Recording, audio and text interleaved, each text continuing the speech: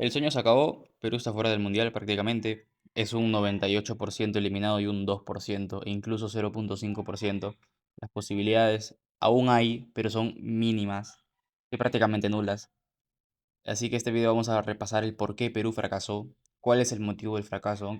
Hablaremos sobre el camino que tuvo la selección en estos años de eliminatorias, las malas gestiones deportivas, la pésima administración de Agustín Lozano, los entrenadores ineficientes y con ideas de juego paupérrimas y muy defensivas como Fossati y Reynoso, y la nula idea de juego que ambos trajeron.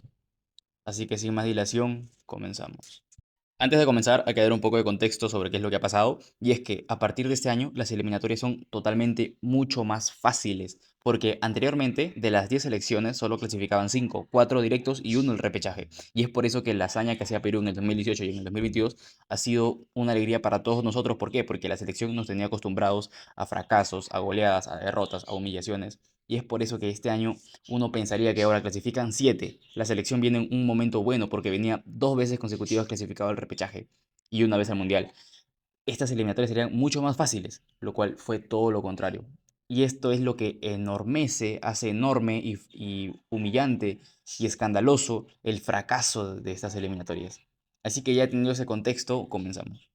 La primera fecha, Perú le tocó ir de visitante ante Paraguay, un partido muy malo en la que la selección no generó nada, no tuvo un solo tiro al arco, y esto fue un principio de todo lo que se nos venía más adelante. El partido, personalmente, Paraguay mereció ganarlo porque fue todo de ellos. Perú lo salvó como 3 palos, y bueno, vamos con la siguiente fecha, que fue la fecha número 2. La siguiente fecha fuimos locales ante Brasil, una Brasil que venía en un momento malo, un Brasil que jugó un partido muy malo a lo que nos tiene acostumbrado siendo Brasil, y el partido se perdería por 1-0, en el cual hubo una decisión cuestionable al momento de mandar a marcar a Ruiz Díaz en un córner, que Ruiz Díaz es un jugador pequeño que mide 1,65, a marcar a Marquinhos que mide 1,84, o sea, es una decisión mala, y peor aún que el entrenador en esos momentos fue el señor Reynoso, aún seguía insistiendo con un jugador que nunca dio la talla en la selección. Y un Perú que en ese partido tuvo un descubrimiento, entre comillas, porque era un jugador que ya venía siendo pedido por todos para la selección, que fue Joao Grimaldo, que en ese partido ingresó y se notó ese cambio. Y uno pensaría que eso sería como un impulso para que el entrenador lo considere más, pero no, fue todo lo contrario. Grimaldo no tuvo muchos minutos en la selección. La siguiente jornada sería la número 3, la cual llevó al equipo de Reynoso a visitar la capital chilena, en un encuentro muy disputado en Santiago. Sin embargo, la selección cayó por 2-0. Hablando netamente del encuentro, Chile fue ampliamente superior. El equipo peruano no remató ni una sola vez al arco, y comenzaron las críticas hacia el planteamiento y la idea de juego de Reynoso, siendo una idea ineficiente para la selección con una 3-5-2 muy defensiva que parecía línea de 5. En la conferencia de prensa post partido, Juan Reynoso nos dejó esta joyita. Juan, hay una estadística que ha llamado mucho la atención y es la de 0 remates al arco en 3 fechas.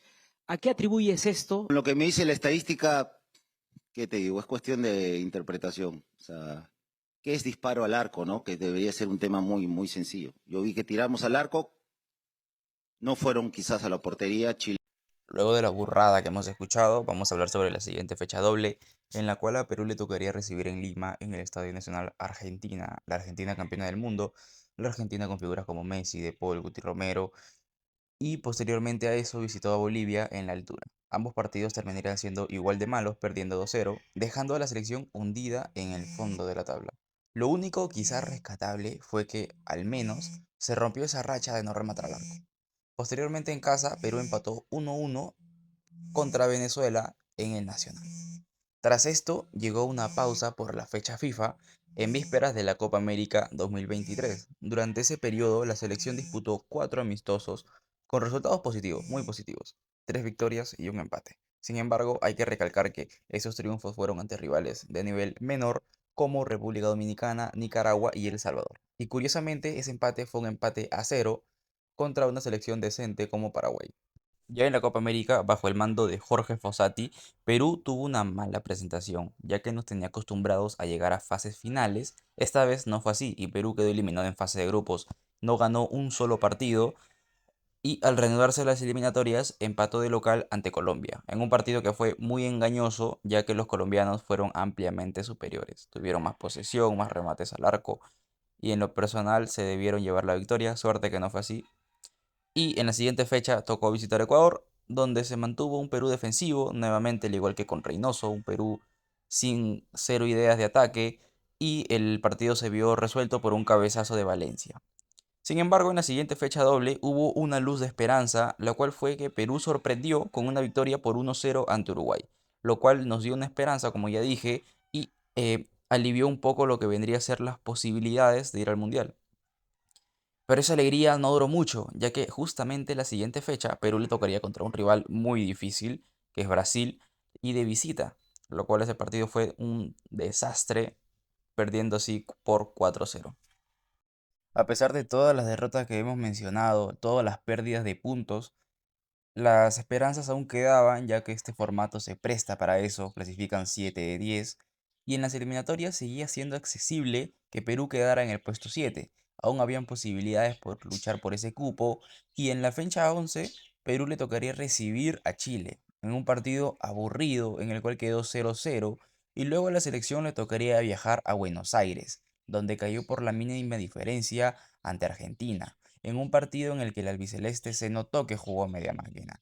Como consecuencia de estos resultados se dio la salida de Fossati y la llegada de Óscar Ibáñez, quien formó parte del cuerpo técnico en la era Gareca, y esto se vio notado ya que en el primer partido que dirige hay que recalcar que la selección es Bolivia, no es por menospreciar a los bolivianos, pero los bolivianos afuera de La Paz, afuera de la altura, afuera del alto, no son los mismos.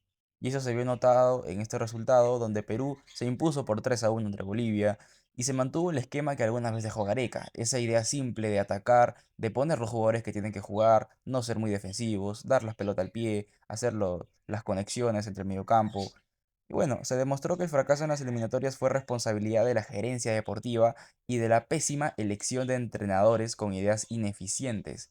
Intentaron imponer un esquema como el 3-5-2 que, a decir verdad, en la selección nunca fue la manera adecuada. Los futbolistas peruanos no tienen las capacidades para poder lograr ese tipo de juego.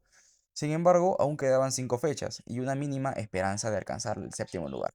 Pero el golpe de realidad fue el partido con Venezuela, el cual fue polémico, muy polémico, pero se perdió. Se notó ampliamente que el VAR favoreció a Venezuela. Y bueno, este ha sido el recorrido de la selección peruana a lo largo de las eliminatorias. Aún quedan 4 fechas, pero los encuentros son muy complicados y la diferencia de puntos es considerable. Sin embargo, en el fútbol todo puede pasar y personalmente considero que hay un 99% de estar eliminados, pero aún queda un 1%, ese 1% de fe. Y ojalá que nos toque vivir ese 1%. Sin mucho más que decir, espero que te haya gustado este recopilatorio de lo que fue el Perú de Reynoso, de Fossati, de Ibáñez, pero principalmente de Lozano, porque el que siempre estuvo ahí fue él. Él fue quien se encargó de poner a cada cosa en su lugar.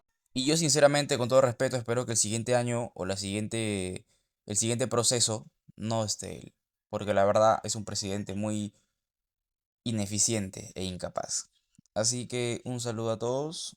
Si te ha quedado hasta esta parte del video, muchas gracias y déjame qué te pareció el recorrido de la selección en estas eliminatorias.